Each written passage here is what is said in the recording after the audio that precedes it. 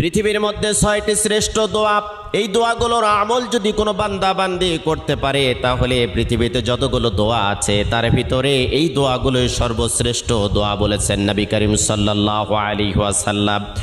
কোনো বান্দা বান্দি যদি যতই বিপদে থাক, কষ্টে থাক, দুর্ভিক্ষে থাক, উৎকণ্ঠার মধ্যে থাক না কেন, সকাল থেকে সন্ধ্যা পর্যন্ত যদি কোনো বান্দা বান্দি দরুদ শরীফের আমল করতে পারে, রাতের বেলা যদি দরুদ শরীফের আমল করতে পারে, হাজারো অশান্তির দাবানল থেকে আল্লাহ রাব্বুল আলামিন শান্তি দান করবেন।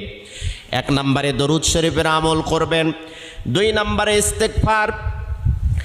আপনার মুখটা এমন হয়ে যাবে আল্লাহ রাব্বুল আলামিনের কাছে দোয়া করার সাথে সাথে আপনার দোয়াটা কবুল হয়ে যাবে। সব সময়ের জন্য পড়বেন আস্তাগফিরুল্লাহাল্লাযী লা ইলাহা ইল্লা হুয়াল হাইয়ুল কাইয়্যুম ওয়া আতুবু ইলাইহি।